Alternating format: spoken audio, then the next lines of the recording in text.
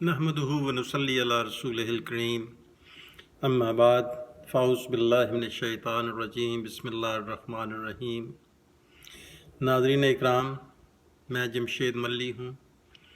आज हम इंशाअल्लाह आपके साथ 8वें पारे का ख़ुलासा शेयर करने की सादत हासिल करेंगे। तो नाज़रीन, 8वें पारे में अल्लाह ताला ने इरशाद फरमाया, अगर हम उन पर फरिश्ते उतार देते और उनसे मुर्दे बात करने लगते और हर चीज़ को उनके सामने ला खड़ा करते तो वो ईमान लाने वाले नहीं थे, सिवाय इसके कि अल्लाह ऐसा चाहे। ये आयत उस वक्त नाज़िल हुई जब मुशरिकीन मक्का और कुफ़ार अरब ने रसूलुल्लाह सल्लल्लाहु अलैहि वसल्लम से मुख्तलिफ़ तरह की निशानियों को तलब करना शुरू किया। कभी वो कहते कि हमारे ऊपर फरिश्ते उतरने चाहिए, कभी वो कहते कि अगर तुम सच्चे हो तो हम अपने परवरदिगार को खुद अपनी आँखों से देखना चाहते हैं, और कभी वो कहते कि हमारे आबा व अजदाद जो दुनिया से चले गए हैं उनको दोबारा ज़िंदा करो। अल्लाह ताला ने रसूलुल्लाह सल्लल्लाहु अलैहि वसल्लम को काफ़रों की सरिश्त से आगाह किया कि उन काफ़रों की निशानियाँ तलब करने वाली बात कोई हक परस्ती पर मबनी नहीं, बल्कि ये तो सिर्फ़ और सिर्फ हक से फ़रार हासिल करने के लिए इस किस्म के मुतालबात कर रहे हैं। जनाब अबू बकर सिद्दीक़ रज़ी अल्लाह अन्हु ने बग़ैर किसी निशानी के इस्लाम कबूल किया, जबकि मक्का के बहुत से काफिर मुतअद्दिद निशानियों को देख कर भी मुसलमान न हुए। इस पारे में अल्लाह ताला ने यह भी इरशाद फरमाया कि ज़मीन पर रहने वालों की अक्सरियत की पैरवी करने से इंसान गुमराह हो जाता है। इस पारे में अल्लाह ताला इरशाद फरमाते हैं, जिस चीज़ पर गैर अल्लाह का नाम लिया जाए उसे खाना दुरुस्त नहीं।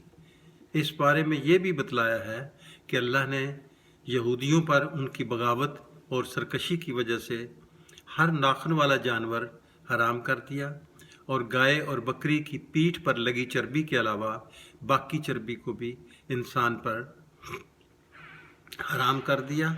लेकिन यहूदियों की सरकशी का आलम यह था कि वो चर्बी बेच कर खाना शुरू हो गए।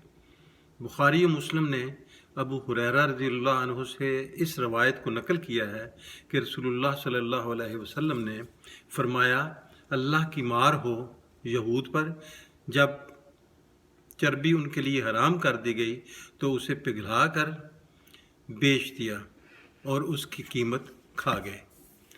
नाज़रीन इकराम, 8वें पारे में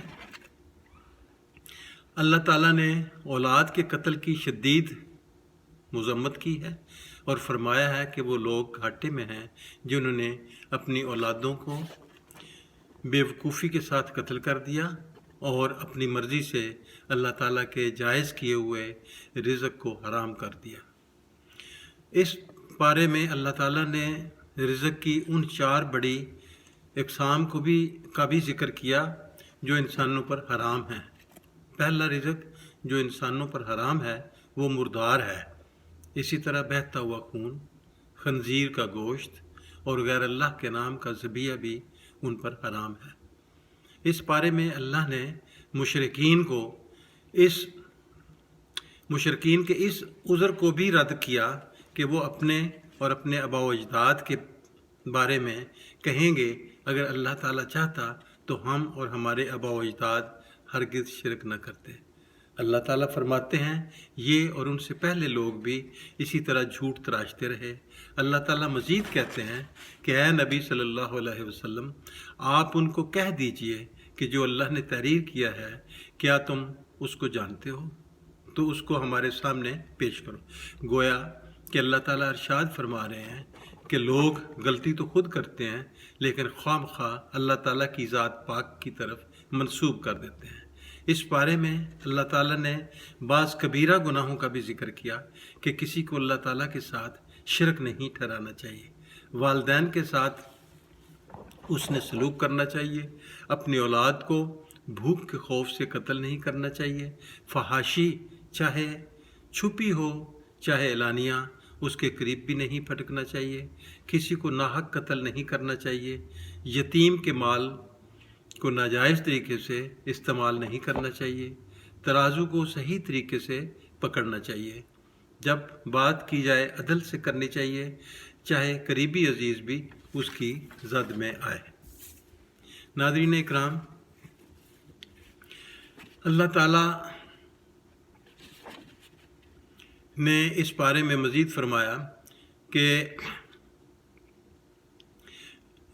یا اس کے نام پر کیے گئے وعدوں کو پورا کرنا چاہیے، اور ان تمام نصیحتوں کا بنیادی مقصد انسانوں میں سمجھداری اور تقوی پیدا کرنا ہے۔ اسی 8ویں پارے میں اللہ تعالیٰ نے اپنے حبیب صلی اللہ علیہ وسلم کو حکم دیا ہے کہ وہ اعلان فرمائیں کہ بے شک میری نمازیں، میری قربانیاں، میرا جینا اور میرا مرنا سب کچھ اللہ رب العالمین کے لیے ہے، اس کا کوئی شریک نہیں، اور مجھے اسی کا حکم دیا گیا ہے، اور میں سب سے پہلے اپنے آپ کو اللہ کے سپرد کرنے والا ہوں۔ 8ویں پارے میں ہی سورہ الانعام کے بعد سورہ الاعراف شروع ہوتی ہے۔ اس سورہ کے آغاز میں اللہ تعالیٰ ارشاد فرماتے ہیں کہ پیارے حبیب صلی اللہ علیہ وسلم، جو قرآن آپ پر نازل کیا گیا ہے آپ اس کی پیروی کریں۔ اس کے بعد اللہ تعالیٰ نے قیامت کے دن کے وزن کا ذکر کیا ہے کہ کل قیامت کے دن وزن حق اور انصاف کے ساتھ ہوگا، تو جس کا پلڑا بھاری ہوگا وہ کامیاب ہوگا، اور جس کا پلڑا ہلکا ہوگا تو یہ وہ لوگ ہیں جنہوں نے ہماری آیات کو رد کر کے اپنی ہی جانوں کا نقصان کیا۔ اس سورہ میں اللہ تعالیٰ نے اپنے ایک بہت بڑے انعام کا بھی ذکر کیا ہے کہ اللہ تعالیٰ نے انسانوں کو زمین پر ٹھہرایا اور ان کے لیے مختلف قسم کے پیشے بھی بنائے، اور پھر بھی کم ہی انسان ہیں جو شکر گزار ہیں۔ یہاں اللہ تعالیٰ نے مسجدوں میں آنے کے آداب کا بھی ذکر کیا کہ مسجد میں آتے ہوئے انسانوں کو اپنی زینت کو اختیار کرنا چاہیے اور اچھا لباس پہن کر مسجد میں آنا چاہیے۔ ناظرین اکرام، آگے چل کر اسی پارے میں اصحاب اعراف کا ذکر آتا ہے۔ اصحاب اعراف ایسے لوگ ہوں گے جو جہنم کے عذاب سے تو محفوظ ہوں گے، لیکن اعمال میں کمزوری کی وجہ سے جنت حاصل کرنے میں ناکام رہے۔ ایک مخصوص مدت گزارنے کے بعد اللہ تعالیٰ ان پر نظر رحمت فرماتے ہوئے انہیں جنت میں داخل فرما دے گا۔